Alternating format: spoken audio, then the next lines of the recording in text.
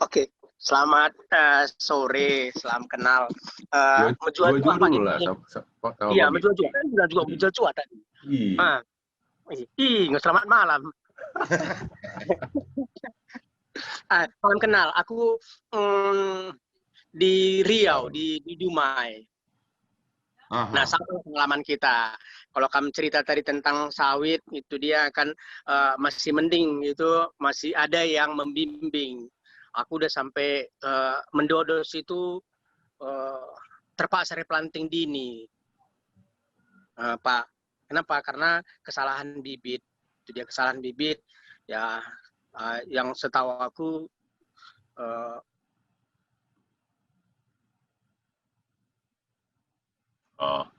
hilang Tolen.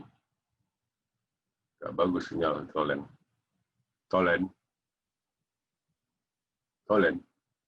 Halo. Oh, aku yang hilang.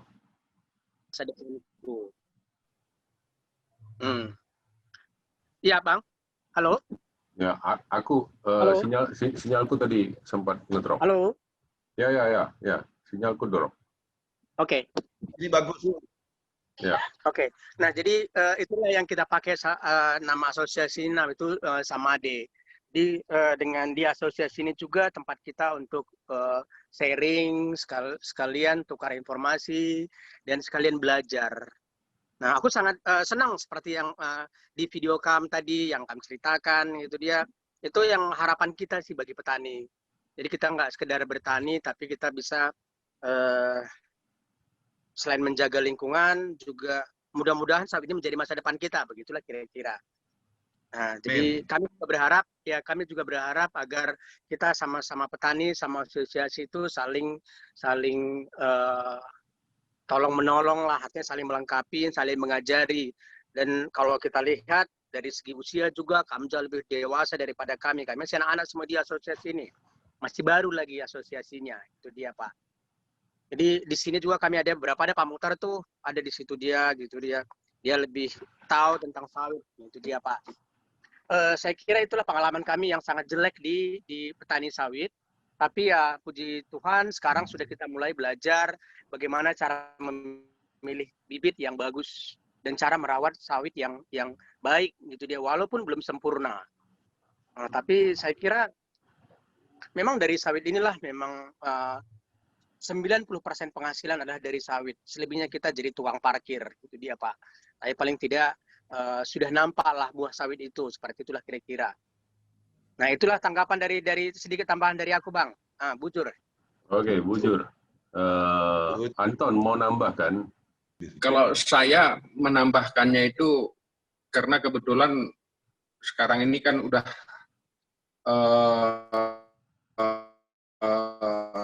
sebutannya bukan petani lagi ya, udah lebih ke aktivis sebetulnya di petani bersama Impal Tolen. Jadi memang udah nggak melihat lagi ke misalnya ke teknis budidaya dan sebagainya. Jadi kita lebih melihat ke pengorganisasian. Petani udah puluhan tahun juga kan itu aja, cuma menambahkan, meningkatkan, itu poinnya memang yang perlu.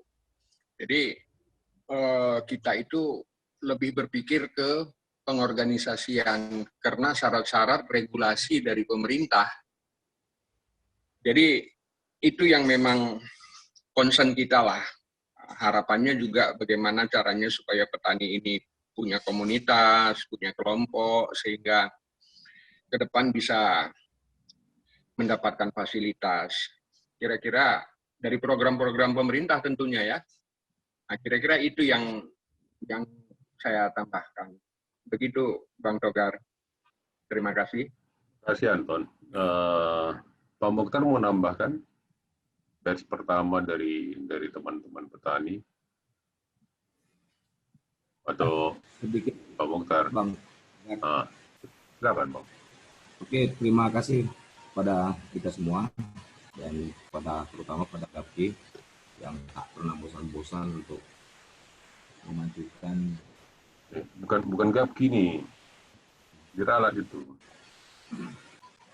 Dan mungkin tadi Pak Sakarya, salam kenal Pak Sakarya Ginting.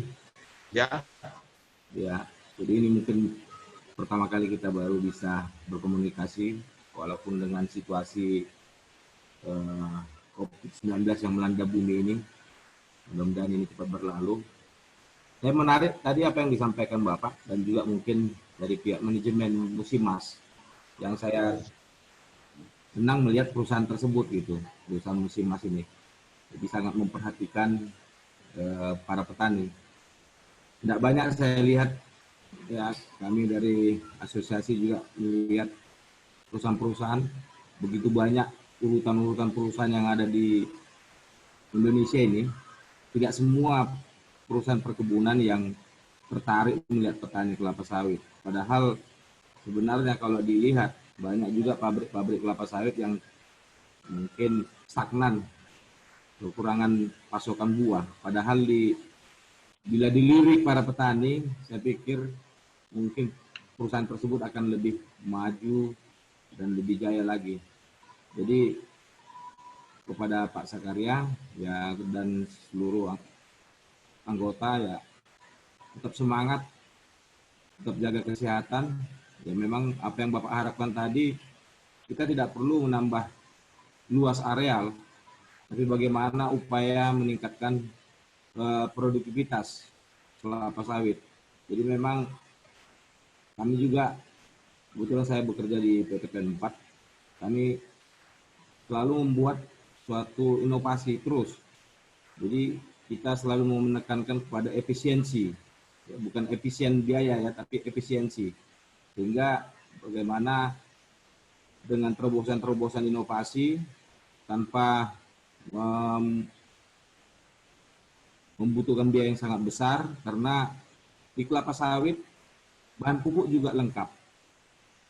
Karena pupuk yang diberikan kepada tanaman itu akan kembali juga kepada tanah tersebut untuk menjadi unsur hara bagi tanaman tersebut. Jadi mungkin pihak Musimas juga bisa lebih membantu lagi dalam hal para petani meningkatkan produktivitasnya.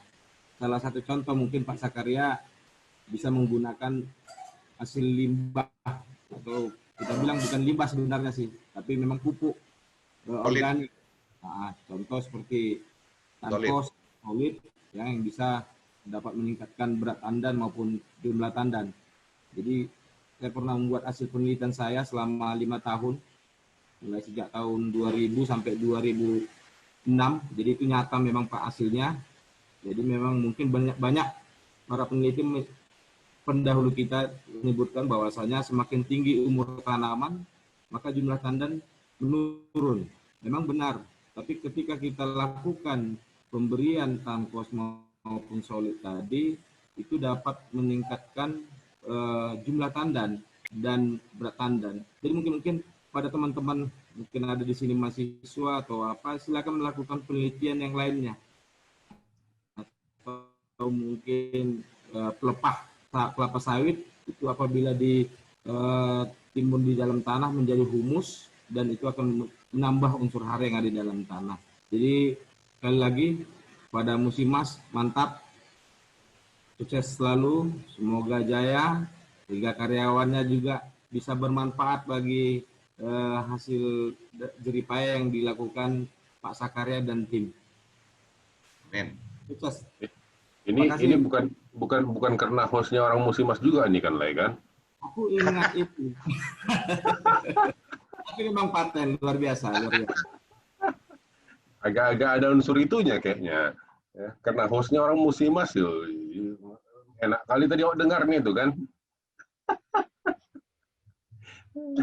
Oke, baik, terima kasih. Sebelum kemana-mana juga, mungkin saya mintakan tanggapan atau komentar lah ya dari teman-teman dari IFC. Ya, ada yang hadir di sini. Tadi ada Helen ya.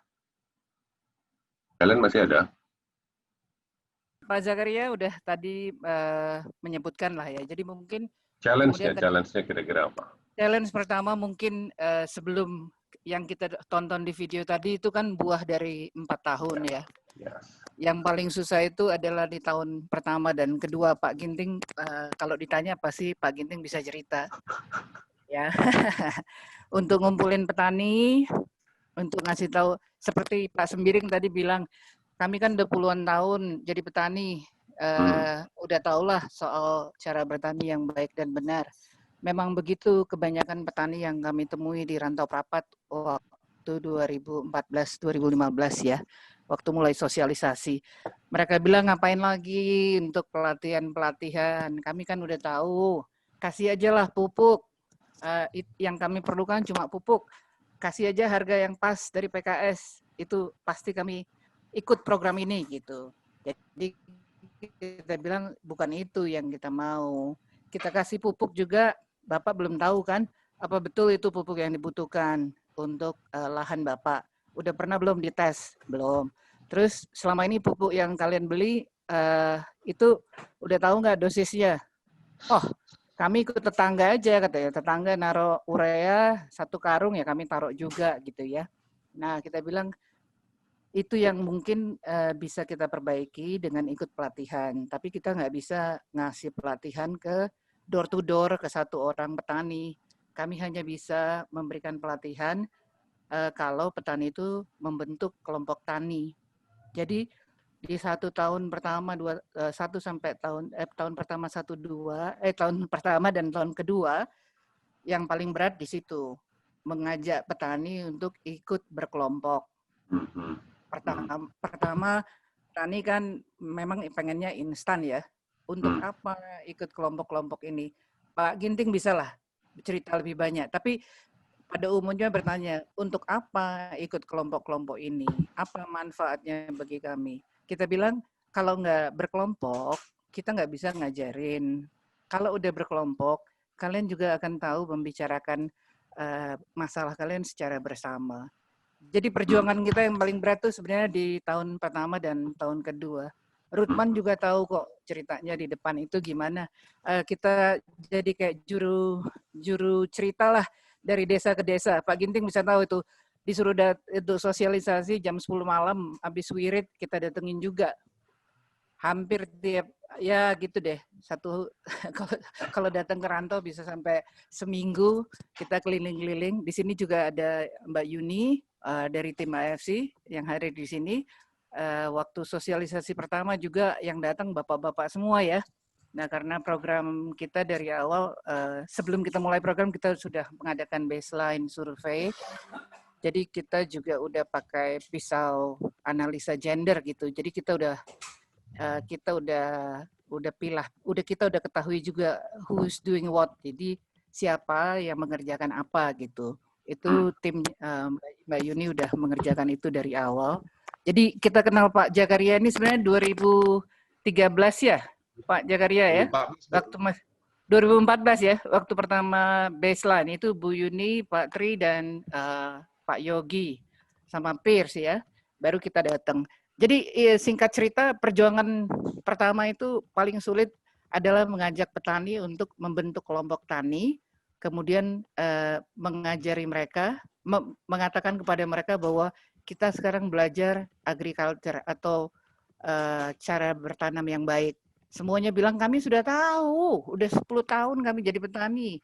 Terus penyuluh yang kami rekrut juga anak-anak sekitar situ.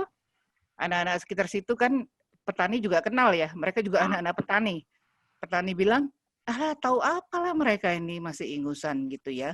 Kita bilang nggak apa-apa, mereka itu dilatih di pusat pelatihan Musimas di Sorek. Jadi kita bilang, mereka itu yang jadi jembatan. Apa yang dikerjakan Musimas di kebunnya itu yang akan kita ajarkan ke kalian, dan kalian juga bisa tanya langsung ke penyuluh-penyuluh. Kalau penyuluh kita nggak tahu jawabannya, kami di belakang mereka, kami akan bantu terus gitu. Jadi itu sih di proses awalnya, Togar, yang bisa saya sampaikan. Oke. Ya, terima kasih Len sharingnya ya. Memang challenge-nya itu tadi. Siapa rupanya kau tahu apa kau? Udah di sini kami. Alah, ya kan. Pak Ginting udah ketawa-ketawa tuh.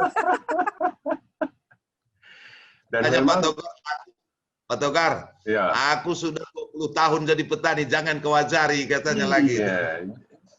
Kamu siapa rupanya ngajari-ngajari aku? Nggak ada itu. Aku lebih tahu daripada kalian semua ini, kan? Iya gitu. Tentunya memang bibitnya pun bibitnya diambil di bawah pokok ya. Ya, memang itu. Tadi ada pertanyaan di chat. Kak Mala, silakan Kak, langsung aja Kak.